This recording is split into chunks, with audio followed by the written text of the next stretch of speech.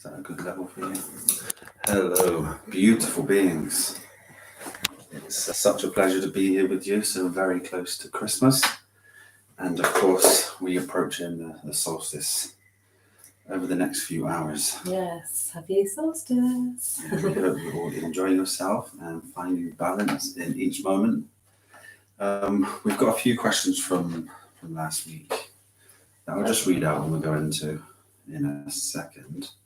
Can I just confirm that you can hear us loud and clear with a thumbs up in the comments, please, if that's possible? Just let us know you can hear us loud and clear before we talk. Yeah, perfect. Well, pleasure to see you all here with us. Thank you for joining us today. Thank you.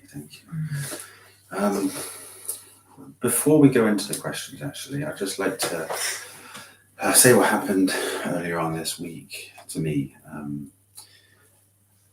Probably a few days ago, I was overwhelmed with a feeling inside of myself to message somebody who we haven't spoke to for. The last time I messaged him was the 20th or the 22nd of May 2022. And as I messaged him, he messaged me back expressing that he just gave a very deep prayer calling for assistance or asking for help and guidance. So we began communicating and having a very great dialogue together. A little bit about this wonderful man. We met him on part of our travel, didn't we, in Greece, and he was very hospitable to us. He was working at a restaurant at the time and invited us to eat with him on the beach. And of course, we informed him that we don't eat at restaurants, and what we were eating at the time was just fruit only. So we went to meet him, and he provided us with some watermelon, which he actually created a restaurant after us and called it Watermelon, which is very sweet. But he informed me that he lost his restaurant, and currently for the last 5 or 6 weeks, because he has no one out in Greece, he's kind of stuck and living with his 2 dogs on the street, trying to find work. But because he hasn't got a place to stay right now, it's very difficult for him to find work because 1, an address, and 2, the dogs need a place to stay. So as it's Christmas and the heart message was felt so strongly from him, I've put a link in the comments to his PayPal. And if anyone has any overflow this Christmas or would like to just give a small bit of charity, it would be wonderful if you could do so to help our brother out, get himself back on his feet and go onwards and upwards with his experience. I know that he has a very strong drive, a very powerful energy, and someone like this really just needs a little bit of help. He's with us today. Good day, brother. Good day, brother. It's great to see you here. Wishing you all the abundance, all the blessings of love and prosperity for this year ahead. And we'll go to our first question today. It was regarding enzymes. And what do we feel or think about enzymes or adding enzymes to a diet? There's a lot of information, a lot of controversy on enzymes themselves. Depending on the reason for enzymes added to your diet. Firstly, if someone has no issues with their digestion at all, it's absolutely not necessary because enzymes are produced in ourselves and from the food that we consume. So there wouldn't be any necessary need to do such a thing. If we're looking for the efficacy and long-term studies regarding enzymes, there isn't much information on it. So it's hard to say its true efficacy and how it may affect the gut microbiome on a long period of time. If somebody's not able to digest food very well because they've got intestinal issues, then this is where they would be recommended. But in the holistic approach, which we are pointing others to, there's a reason why the digestion has become impacted or it's not working correctly, and it's down to poor nutrition. So ultimately, there may be a purpose for them in a short period of time, but what we must realize is it's the raw living foods which contain the most enzymes, and these enzymes are exactly what we need for a healthy gut. And essentially, you will be perfectly fine if you eat living food. I also find that apple cider vinegar and lemon helps if you do have gut issues. But yeah, the holistic lifestyle really does help to promote the healthy gut microbiome. And, you could hear something along the lines of, should I go down this enzyme route and not really have anything to tackle and then be taking things unnecessarily. So, really we need to look at you as an individual first, excuse me, and then build you a plan from that, because, you don't want to add in things like this if it's really not needed. And usually once you do switch to this kind of lifestyle, then you really won't need it. But if you're having problems with digestion, then there's a few things on the website that can help.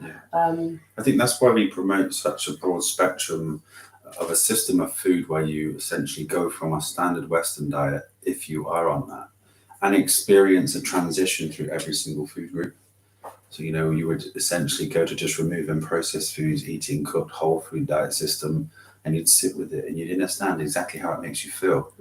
And what level of the spectrum or vibration do you feel eating these foods? And it is the same, I've seen Heidi there said about peptides. With any supplementation, if you are not needing it and you're taking it just because someone said it online, it might not be necessary for your journey. So, we can't say yes or no with things like this, because if it's needed within the body, then 100% yes. We're all for supplementation if needed. But the only way that we're going to really tell is through blood work and through a few tests and see how you're feeling, stuff like that. So we, it's not one size fits all. So we wouldn't say, oh yes, peptides are great for this person and for everyone. But, if it's needed for your journey, then 100% yes. So it's kind of like, we need to look into your specific journey. Also, peptides themselves, it depends on if you're looking to increase something within your system. Peptides are usually just a string of amino acids, and these amino acids have a codon, and they create something, say a release of growth hormone within the body. They stimulate ghrelin, and depending on what you're looking for in your experience, they may or may not be of benefit for you. It might not be something for wellness that you're asking. It might be something to aid in, let's say, healing. And these things can and do carry a significant purpose in that aspect. But of course, you could say they are an aspect of holistic healing, but obviously they're not of a natural source. They are synthetically made, but they should and could be used to help aid and promote certain things within the body, for sure. Is there any specific peptides you were speaking of, or any type of use of them for yourself? A lot of the social media are talking about the anti-aging peptides, aren't they, and stuff like that. So that's doing its rounds at the moment, trying to pull you in. Look younger, feel this. I think anti-aging is found, of course, through diet, and abstinence from extended periods of overeating will change the skin. So, you've all experienced it here, or predominantly most of you with us, where you've had an extended period of juice fasting into a water fast, and the skin changes instantly. We're just giving ourselves periodically times through the year where we just allow the digestive system to rest. And this is enough for longevity. Most of these are growth hormone secretagogues, aren't they? And initially you start to see skin repair quicker, and it looks more youthful. But over time, it has the reverse effect. because it stimulates IGF-1 as well. This receptor is in your cell and actually stimulates aging. So I suppose it's like the, what would you say, it's like the cartoons from Disney. You know, you take this pill here to look younger in your youth, but it does the absolute opposite thing. But you only have to see the effects of fasting to know what it does for the skin. And initially, like personally, my experience with fasting, juice fasting and water fasting, is that as soon as I've done 24 hours, everyone's like, oh my gosh, what have you used on your skin, and what have you been eating, what have you been doing, what have you been exercising? And it's just like, when you take that small break from the digestion happening all the time, all of those nutrients are freed up to repair. You know, the skin is the biggest organ in the body, and that's where it goes to first. It regenerates all of the cells. So, you know, no peptide is going to do that sort of regeneration for you, that cellular regeneration for you. You know, it's all about the foods that we put into the body. What we put in is what we get out effectively. And this, you know, this is what we're going to talk about a little bit later as well with food. A lot of you have asked what diets you know, we're following just to increase muscle size and strength. And you know, what you fuel your body with is what you will get out of it the other side. So the energy levels and strength levels. And of course, for me, my diet's changed. Of course, you can see I've eaten the old Josh. Everything. But the diet's changed significantly for me, but this is just an experience now. I'm not eating anything of any type of processed foods. I'm still on a whole food plant-based diet, but I'm eating a lot more frequent. The calories are about a maintenance of about 4,000. So I try to eat about 5,000 calories a day, which is a job within itself. So everything is found within consistency, no matter what you're trying to do in life. If you're trying to find your inner self, you find it through contemplation on a real consistent basis. Every time you find thought forms appear within inside your awareness, you'll see that you identify with them. This is what causes the reactivity and emotional contact within ourselves. Sticking to a consistent practice of contemplation and recognition, acceptance and surrender will take you exactly where you're looking to be. But it can't be something you do, you know, once a month or try to practice it here and there. It's a real divine will or a spark that you have inside of yourselves to find the truth. And this is what leads people to where they want to be. Eat clean.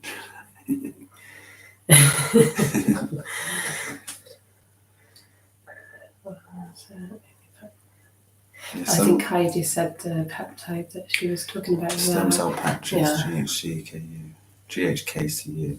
I haven't heard of this peptide.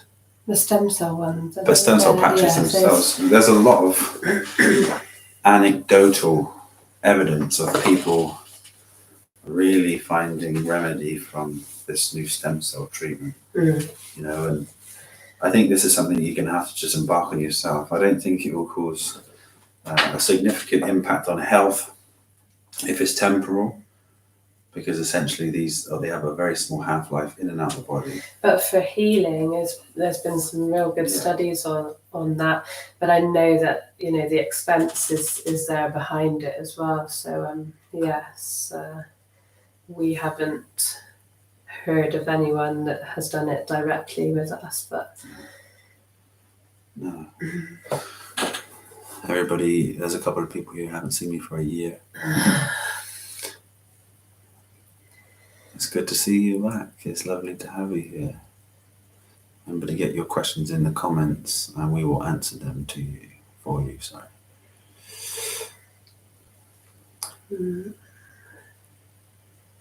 Yeah, I've been embarking, for those who haven't seen me, I've been embarking on a rebound where I used to train since the ages of 12.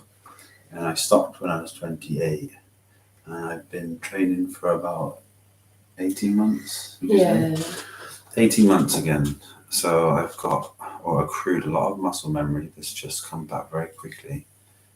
So it looks a very drastic transformation. Yeah, when I first met Josh 10 years ago. I think we mentioned this last time on the last Q&A, but for those guys that haven't seen us for a while, he was very, very big. And then we stepped away from exercise and training for a while to It was embark on our journey. 7 years we had completely off the gym, and then we were experiencing lots of fasting, lots of fruit, lots of cleansing, grounding in the soil each day, growing our own fruits and vegetables, and of course no lifting at all. But I still carried a significant amount of muscle. But when you do water fast, there's nothing the body really wants to hold on to because it doesn't need it. And this is why you have to eat so much when you do want to accrue muscle, because it's so inefficient for the body to hold. It doesn't want it. And you'll see with just 2 or 3 weeks of not eating the same, you can lose, especially when you're my size, you could lose 1 or 2 stone quite easily, but just by dropping 1 or 2 meals a day. Yeah. And like I'm kind of on the other scale, so we are I'm sort of leaning down a little bit. So Josh is eating so often and quite a huge amount, like volume wise. And I'm kind of just watching from the sidelines. Leaning over my shoulder. Can I smell the food? Brother Finn says, I enjoy outdoor working out, like lifting rocks, pull-ups on trees, push-ups on the ground. Can't be in a gym for too long. That's very good. And that's a beautiful way to work out. And if anyone can adopt that type of lifestyle, I think it's great for everyone. Keep that body moving.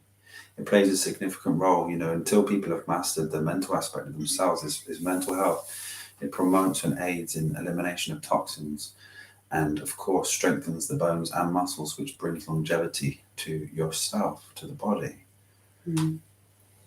You mesomorph, man. You could describe the physique I have as very mesomorphic, yeah. Let's go here. And as we are here together today, as we approach Christmas, we are in what you would say the holiday season or a holiday period. We need to look at the words here, holy days. I'm sure you've heard this before, or we have spoken of it, but for those who haven't, take a little look into the simple aspect of our words. Holy days. You see, through ancient traditions and religions, we have been gifted these times of year where we get periods off or they are celebrated. And these are just simply ancient holy days that have been passed through tradition. And our holiday now is Christmas and Christ Mass. Christ is a meaning of the sun, and Mass is something that is becoming more of, it's something that's expanding, more abundant. And you see the correlation between Christ Mass is, you could say it's like more sun. So Jesus died on the cross on the solstice, we say the 21st to the 22nd, depending on which day it falls on.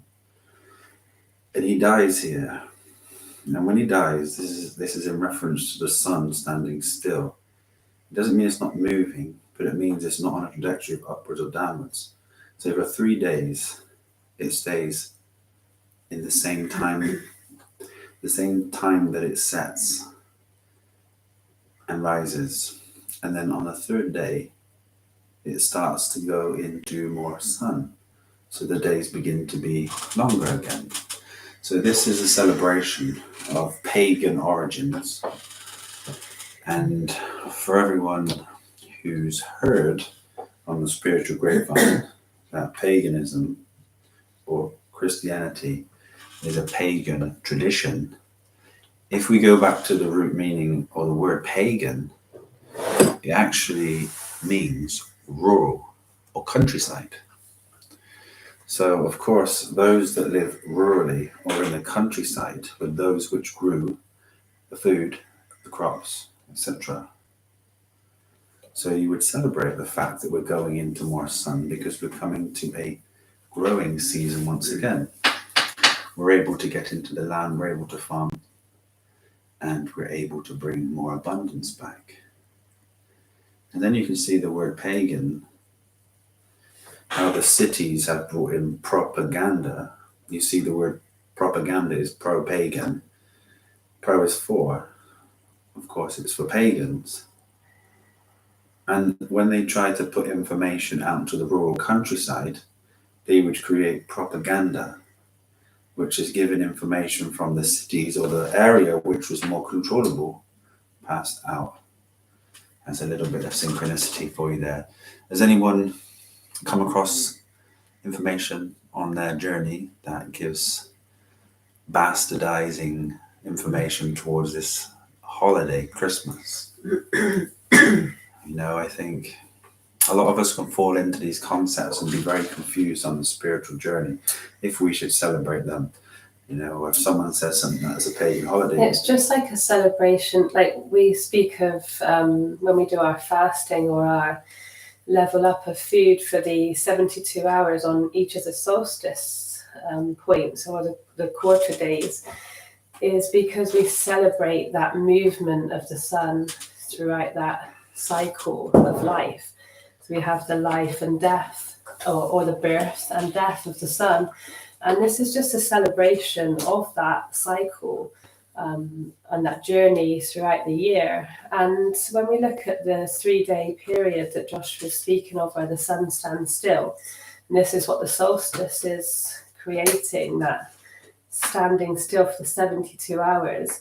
If you look into the 72-hour mark, this is where our bodies, if we fast, we have that cellular regeneration that happens at 72 hours. So it's all really linked in retrospect from the microcosm and the macrocosm. And this is where, this ancient teaching has become hidden.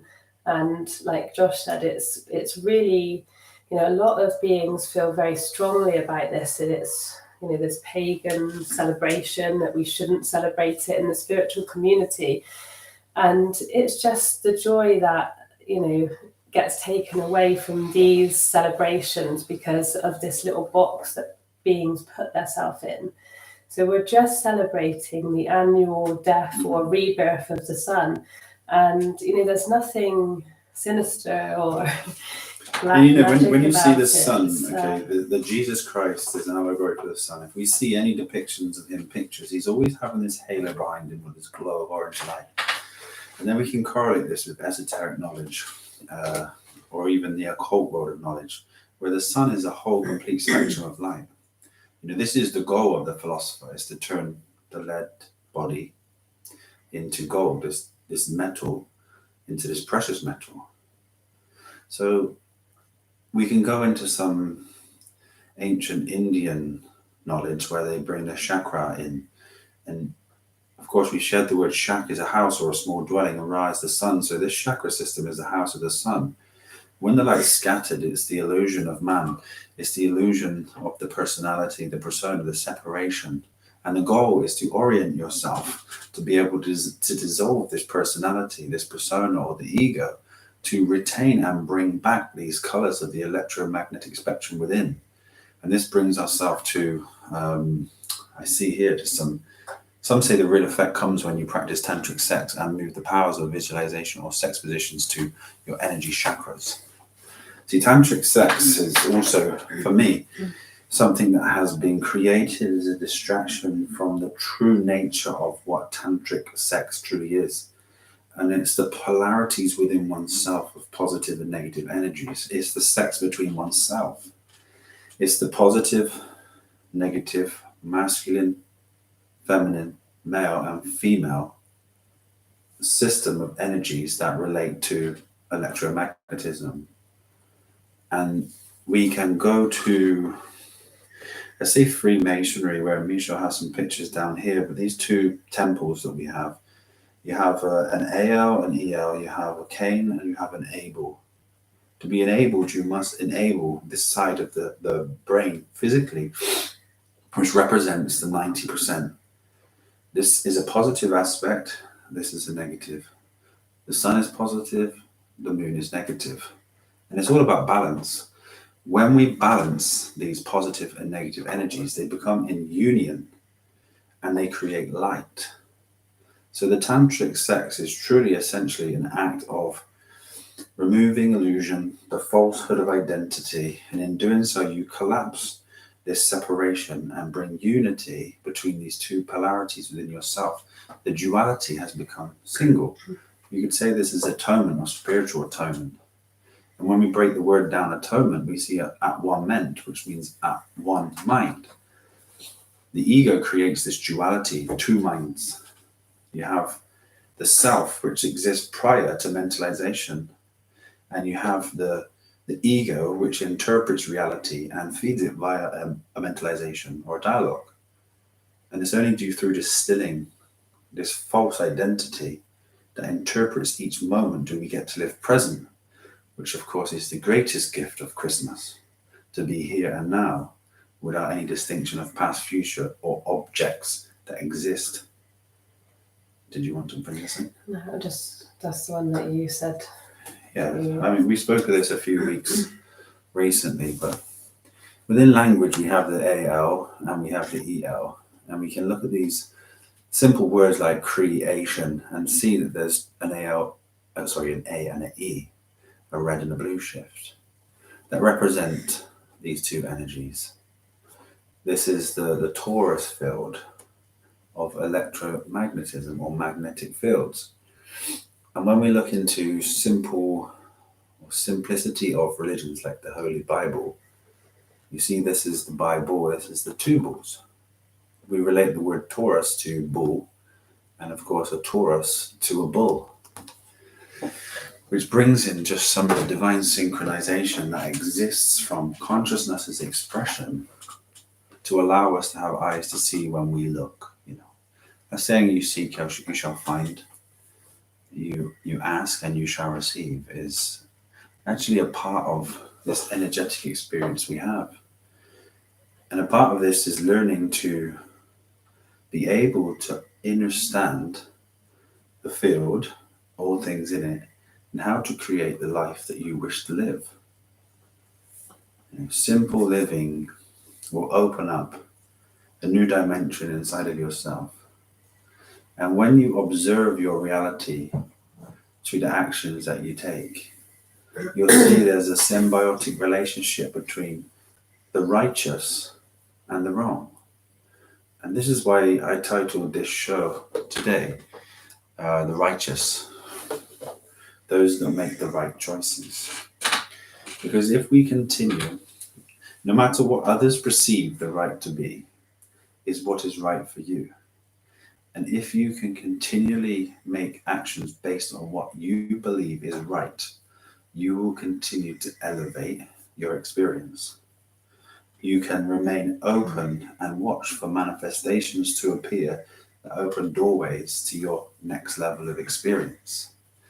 If you choose the wrong path, the ideas which are wrong to yourself, no matter how small they are, you will create these inner demons, these thought forms of negativity that create inner resentment for the lack of right choices, that create a downward spiral in your experience, that close doors of opportunity, that bring you deeper and deeper into what is perceived to be hellish. So for each and every one of us to expand ourselves this new year, we must do what is right for us, not what is right for others. This is a war between ourselves. You have to be able to be comfortable. You have to be able to live with yourself. If you don't reconcile these ideas of suffering. When we drop the labels that we put or we place on things or people, or what's right and wrong, then we can remove the suffering. I see in the comments here about gyms being like an energy sucker. When we label it as that, this is when we want to avoid that. But being put in that situation will make you grow as a being, because if you feel like it's sucking your energy, there's a block there somewhere within you. Go and be at peace in that place where you feel the most uncomfortable. Find peace there, and then you will be free. Surrender all of the labels that we put on a being or a situation or a look of something or someone. All of that judgment, all of those labels, once they're surrendered and we can be at peace and balance in any situation, that's when we're free, we're truly free. When we hold these expectations and judgments, this is when that block comes around us and we're in a prison. We put ourselves in a prison. It's no one else doing that for us. It's like we've decided we don't like this for a reason, but that's just a feeling or a thought. And that's what Josh was speaking of as a demon. When they say it's on your left and right shoulder, the angels and demons, it's just energy. Left it's would be all associated energy. with the redshift, the demonic side, the repetition, the unconscious aspect of yourself. And the hardest teachings are our greatest. And this is where we get those growth periods from. Is that take yourself out of your comfort zone, the little area that you've put a comfort blanket around.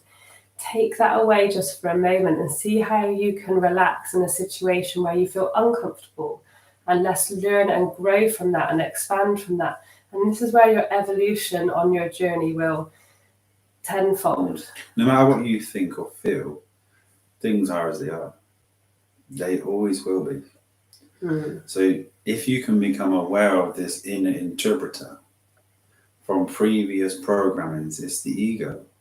You see, it's just relaying a commentary to you via dialogue or mentalization that is essentially controlling you. Like, who is in control of your thoughts and feelings? It's like, is it the being that's at love and center and peace, balance? Or is it someone else pulling the strings, deciding what's right, wrong, like, not like? All of these things are just creating an internal dialogue, internal chaos. And then we have to bring balance to it, because the body likes homeostasis. That's what it's striving for the whole time, is bringing you back into balance with your hormones, the way your thoughts are, the feelings.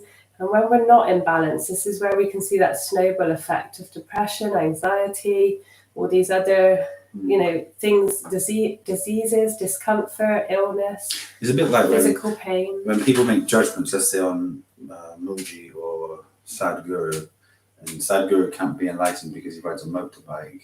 And people say Muji can't be enlightened because he eats chicken curry. And all of these are concepts. And when you truly understand the nature of consciousness itself, none of this actually exists physically. It's all a creation of consciousness through the mind. And you can do and be anything you want. And creating within the mind negativity towards certain concepts is only creating limitations within yourself.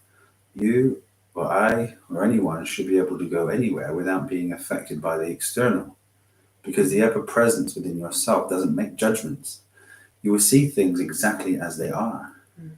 And in seeing things as they are, there will be no judgment, just a clarity of peace that is interacting within its own experience blissfully.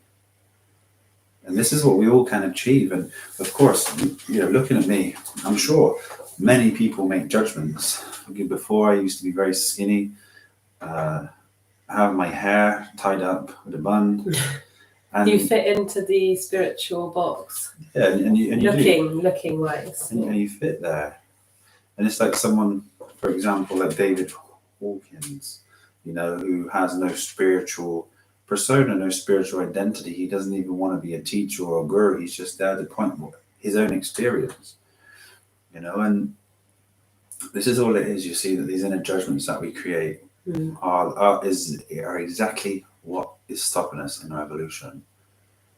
But they're perfect for you at this particular time. So they're there to teach you, to help guide you, to bring you out of that. So you'll get teaching, the similar teaching, until you kind of pass that and you move on, because it will constantly be like a hamster in a wheel until you've moved on from that.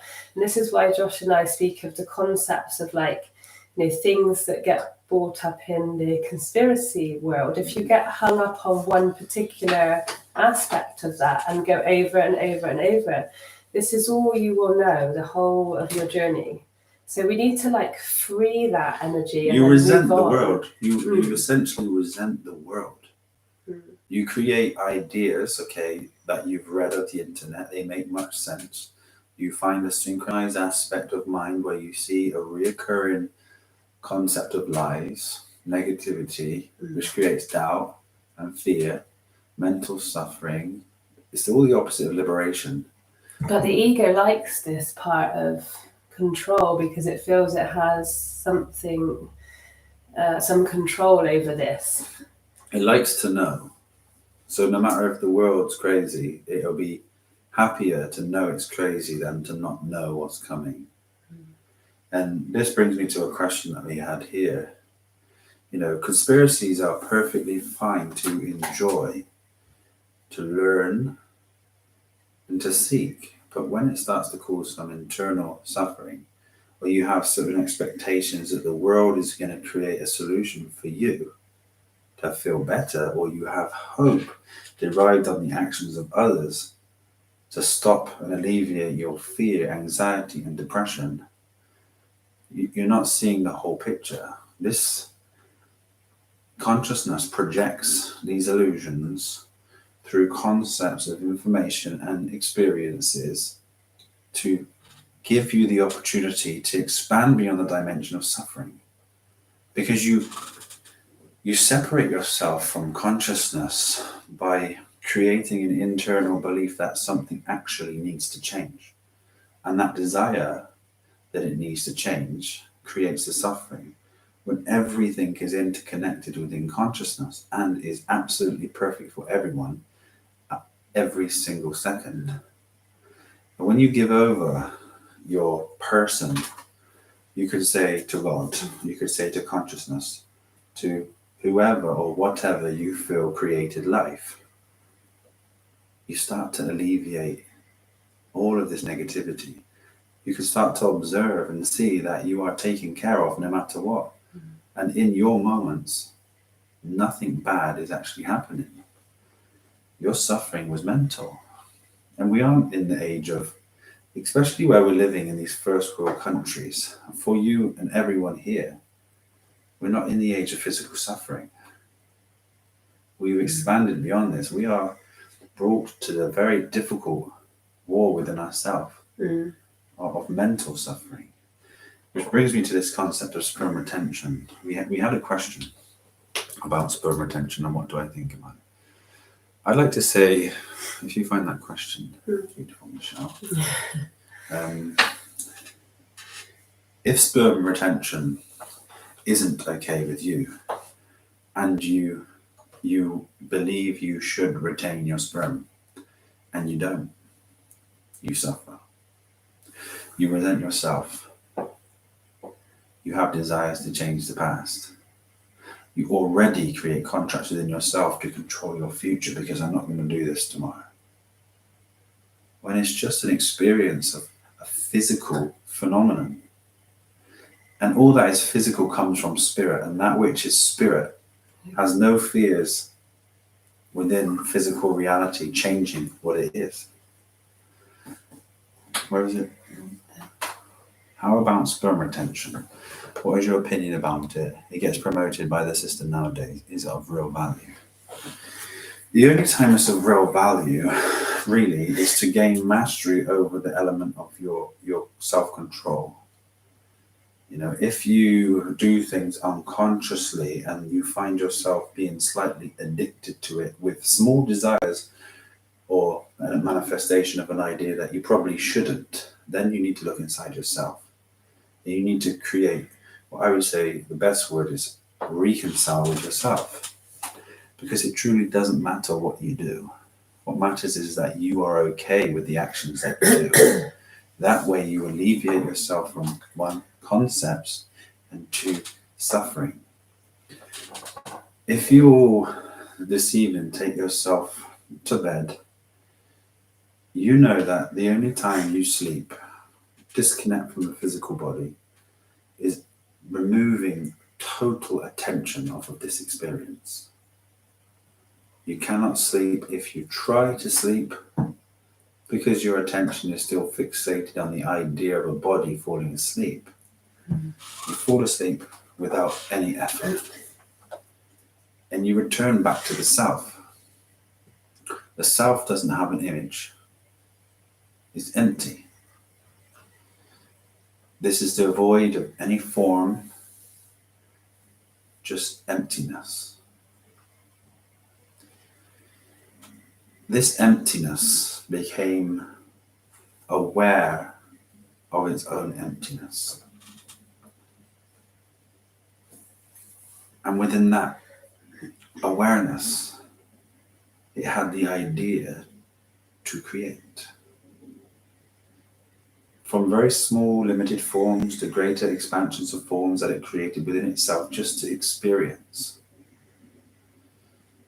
The persona that is created here of the highest experience to disconnect one from who they truly are. To realize then that they are the creator within the creation is the next level of your evolution here. This is the holy matrimony. This is the union. What do I, when I identify as a person, become in union with? So if we look at external images and media and programming of what's happening on that other side, it's trying to take us away from self because there's a push-pull element. So it's a choice. So we look at media, over-sexualized, children's programs, pop songs on the TV, and they're all over-sexualized. The children's idols nowadays are, dressed a certain way, they act a certain way, they do certain movements with their bodies and face It's so perfect though.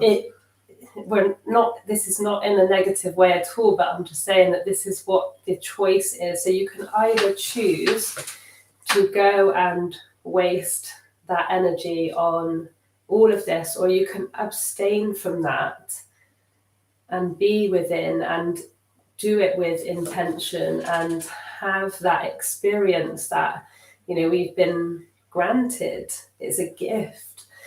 But if it's used in the righteous way, like we were speaking of earlier, then 100% this is our experience here. However, if it's used in the opposite way and it's just wasting and we're programming our bodies and our spirits and our energy to, succumb to those energies that are being programmed, then we're not going to be in line with the self. We're not going to feel internal gratitude. We'll always be seeking for that we want more situation, and it can never be fulfilled. If you do and it's excessive, the most important thing you can do is reconcile with yourself regarding it. Because why do something and resent yourself for the actions? You see, this is the war within inside yourself. If you want to abstain. If you don't want to, don't. It's black and white. It's as simple as that. You don't do things and then suffer from your actions because the ideas you hold deep within your subconscious say another thing. It's a matrix blip.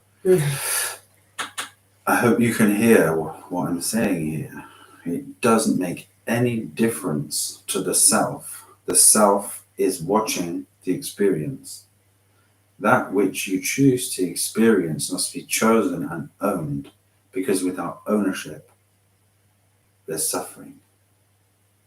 Don't be in continual warfare because you're researching spiritual concepts or you're involved in a spiritual community and they say these ideas to you because it is what makes someone spiritual. Because it's not.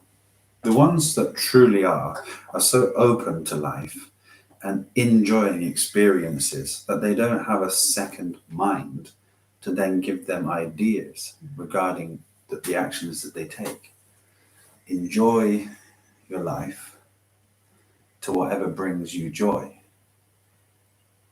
And don't second guess yourself. Don't allow these thoughts to creep in after.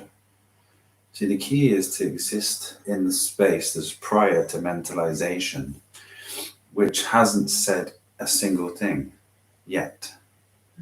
And to try to maintain your focus here without being distracted by the pull of ego. And then you can just be with experience. What is, is. What will be, will be. You might as well enjoy everything. We're here to experience. This, I just read this and I forgot to say it. You know, instead of resenting these things, the actions that you take, bless them. Bless everything you do. Remember that this universe, this world, this earth, the physical manifestation of ether is water.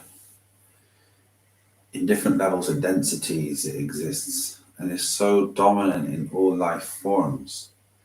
And I'm sure you're all aware of the experiment, especially Dr. Emoto, where consciousness affects the water.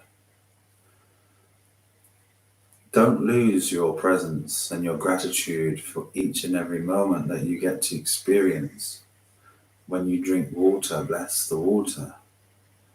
When you spend time with your family, bless your family. When you prepare food, have these beautiful thoughts. Picture a happy, healthy family full of vibrancy and speak unto the water content exactly what you want these things to do. Can I just go back to when we're speaking of water, our bodies, 72% water. So if we are self-love, self-care, we are talking to the water within, and this creates this beautiful picture of health, wellness, love, abundance, magic. If we are talking, I can't do this, oh, this is not nice, I don't like this, what we're doing is putting that intention into our bodies. And when we talk of the 72%, we're looking at that number of 72 again, which is when the sun stands still. You know, what we were talking about, the death and the rebirth of the sun, it's always linked to that, you know, what's happening within the universe. So we have to be, you know, very, we have to look at our words with intent, because what we speak, we create. We are creators. And, you know, our intent is really important, that we, you know, do everything with love, you know, care. Now, I know when Josh prepares most of our food for the family, and I know that he does it on a very regular occasion, because we do eat a lot, and, you know, not once is he, you know, not happy about doing it. We don't eat out, you know, and he's doing food a lot of the day, aren't you? And it's always with joy in his heart, you know, and I just feel really blessed to have that, because I know that when you go to restaurants, you can have that feeling they've just put it in a microwave and put it on the plate and there you go, and that all that intention that they've been given to that food is what you're eating. And this is why we say, like, eat life, because that life, that whole food is what's going to fuel your body. And it really makes a big difference. Is we are creators. I will create as I speak. Abracadabra, abrahadabra. This is the magic words And this is your intention going into your food that you're ingesting, and then it's going to be helping the internal environment.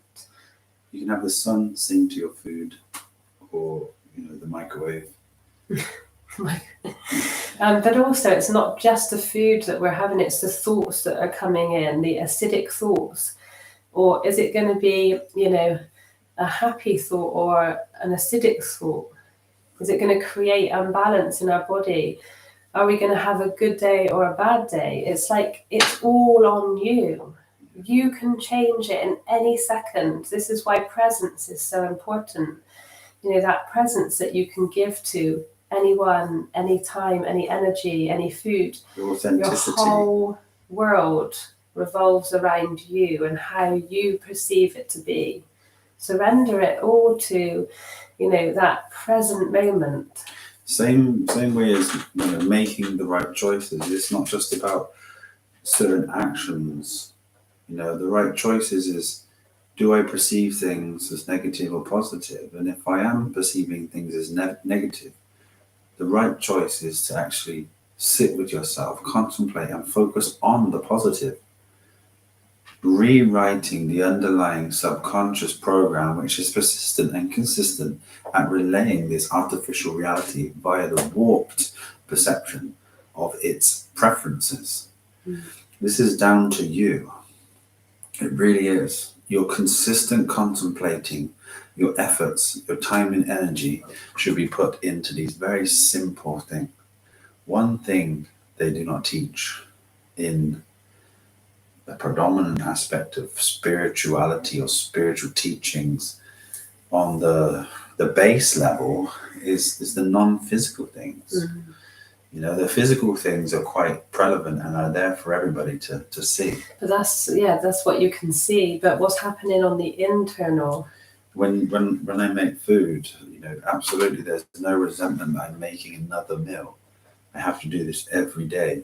These negative thoughts are just something which, one, I suffer with if I thought this way, and two, I create that relationship without. And then my family would ultimately suffer because of the negativity that's put in towards this food. You can clean the whole water with a prayer. You can do the same thing with your food. You can do the same thing looking over your children at night while they sleep. You can do the same thing to your partner in your silence. This is the amazing thing that, Josh and I, we always look at our son and we just see so much joy, don't we, in the family and the little ones, and it has a huge impact on their upbringing. That we walk around the supermarkets, and if the children are being naughty, the adults are, oh, you're so naughty, you're always doing this, you're this, telling them, like feeding that information to them that they're always naughty. Or in other aspects, areas, they label them with mental health. They've got like problems, and then also then the child will have a crying tantrum, and they'll be rewarded with sweets or a toy, or and it's very sad that they're not thought upon as like this small little teacher that we can learn so much from, and we get so much joy from watching. You can as well. We're not saying that you don't, but you can. Everything that you do from this moment forward, whether it's with your partner, your mother over Christmas, your children, your cousins. Because this can be a hard time when family dynamics come together. Because stressful in the kitchen, the preparation and the planning and the diligence. It's your teaching. Now is time to be out of your comfort zone into a nice little learning to unprogram the mind. If you burn your nut roast and you drop your potatoes, or you drop your juice and your fruit, no matter what you choose to eat and who you choose to eat it with, if all of it fails, it doesn't matter. Don't let your inner peace be affected by these very small external aspects of your life. There's always a solution. In the word solution, soul is synonymous with son. You can solve, soul is son, these issues. And this soul is always a representation of Son, Christ, wholeness, complete, distilled from the fragmentation of falsehood, of ego, concepts. This is the immaculate conception of Christ. To be immaculate is clean. The concepts are ideas. To be innocent is inner senses. To be present is presence. These pre-senses. Can you live before the senses? This is what it's saying. Can you be here and not there? This is our ultimate power. The gift of life is so precious. It doesn't matter how much knowledge you have. It doesn't matter what you believe. What matters is how you are in here, how you present yourself to those that are around you. And we ourselves interpret Christmas as a beautiful time of year that brings people closer, that we can enjoy seeing other people enjoy themselves, especially our son. And the way we've brought up our son, he wouldn't care if he had nothing for Christmas. Of course, he'll enjoy things that he would get, but it's never about that. We were at a wishing well the other day. Oh, it's so sweet. And we give him some coins to throw into this well. And we said, make a wish. And he said, I wish for my mum and dad to have a great life. And that's what he chose to say. And it was so beautiful. Yeah. It's so sweet. Just joy, pure joy. And that's all they feel in their heart, and that's all they want to express is that, they're so present. And when we say the gift, the real gift is our presence, it truly is. So use this celebration time with family, friends, loved ones to really listen to them and truly give them that presence. That's all they are there for, is your presence, your energy. And they don't care if you've bought them the best present in the world, because that is the true gift. And we can use this time to truly be there for our loved ones and celebrate that. Yeah. D-Man, Immaculate Conception, according to the Gnostic, is basically without you know what. Yeah, and we all know physically this is impossible. So the true idea of Mary was somebody that was pure and clean and enlightened, and she was the mother of Christ. So if we can see into the allegory, we can recognize that the only logical and synchronized explanation is that Mary, Jesus' mother, was an enlightened being who was clean and clear from concepts and lived without ego, and brought forth this incredible teacher who is perceived as Jesus Christ. Now, whether or not the whole aspect of Jesus is allegory, and he didn't exist or he did exist, we all know there are people in this world today who have found the self and are sharing these simple teachings to others to bring light to their life.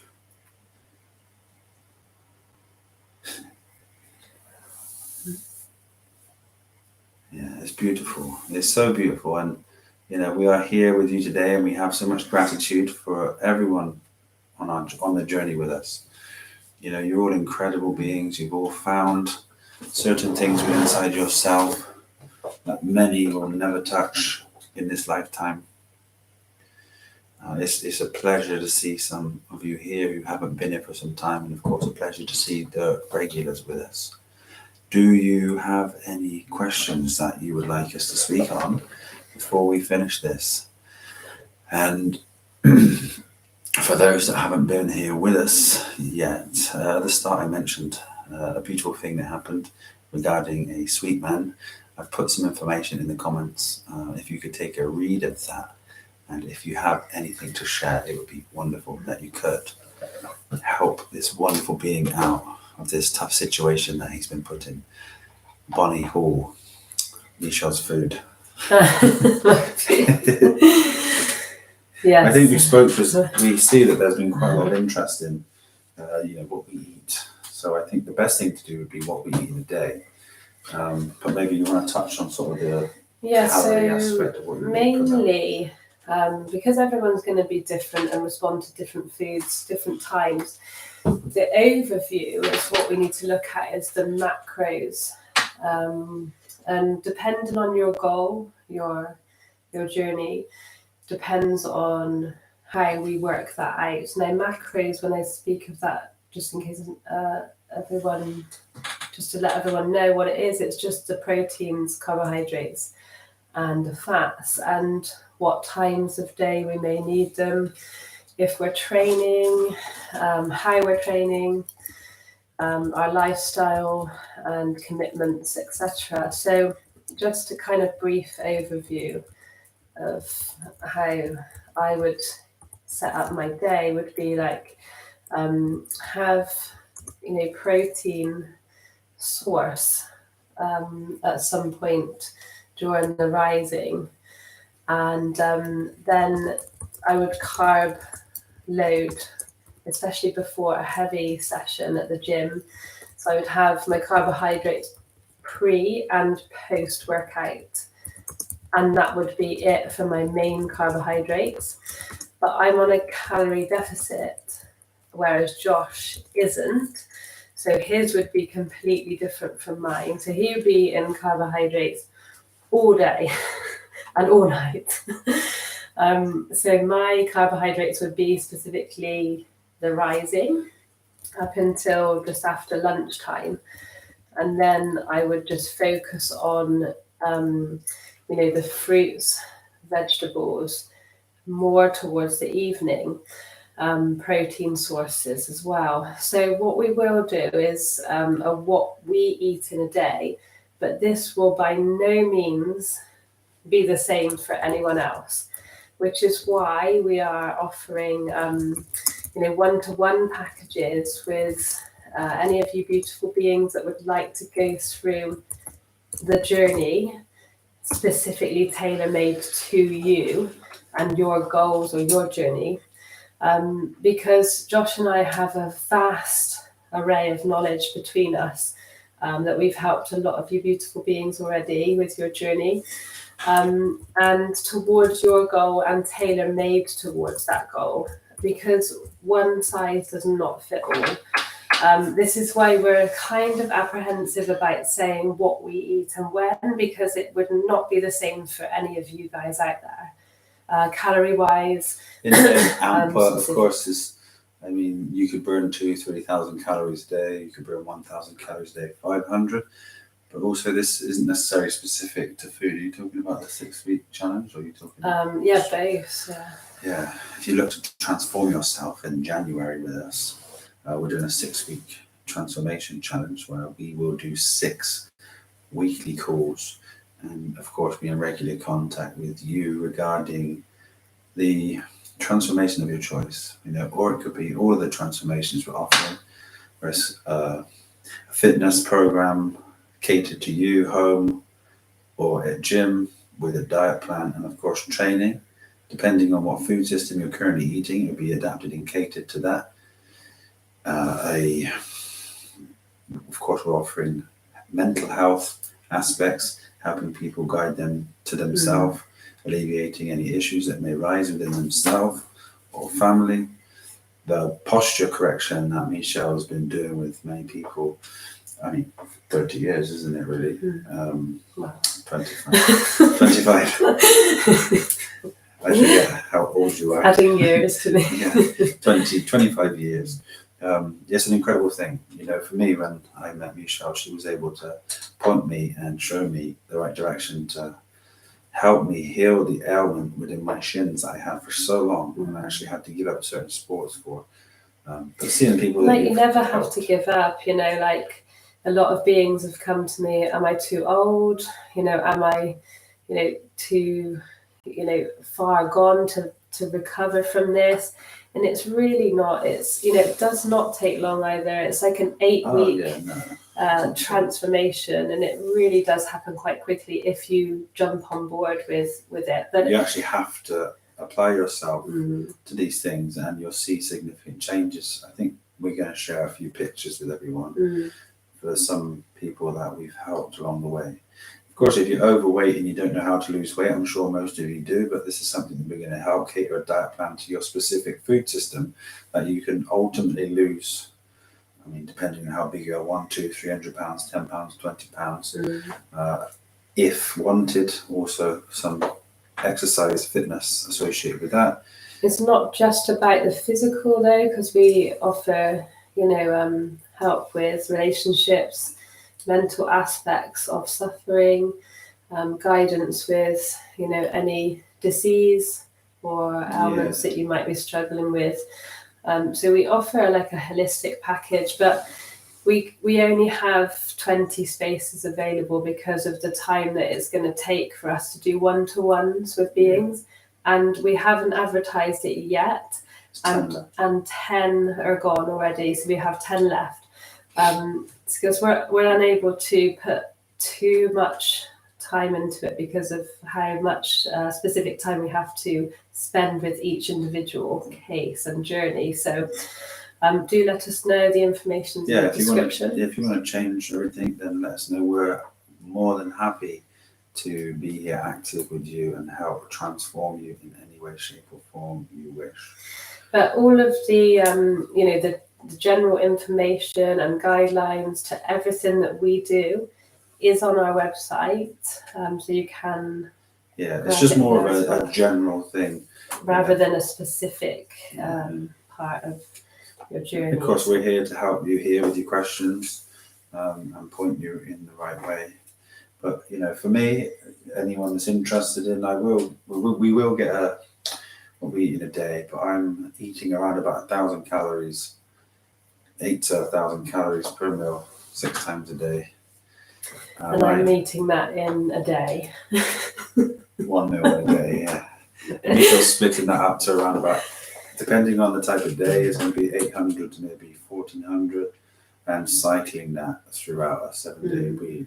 But also, you can choose food choices that are higher volume and lower calorie, specifically so that you can eat more, whereas Josh would pick the denser calorie foods, so that he doesn't have to eat that much volume, otherwise he will be constantly full. So I'm constantly. Yeah, you are. I can't eat more. But it's just a period of experience now, and then what we are going to be doing is Michelle's started a cut kind of now, slow and steady. I'm very fortunate enough that my body fat kind of stays low, but it goes very fast. So I'll be having a diet, you could say, to lose all the body fat and then reveal this body, and hopefully it'll propel us in a social media aspect where we can then supplement to start to create what we came here to do, and fruit forests and community and everything that we love. So did we get any more questions before we finish this beautiful time with everyone? It's nice to see everyone speaking here, not everyone, but a couple of people speaking about vegetable police. He's a very sweet man, isn't he? Oh, he's lovely. He's so funny as well, isn't he?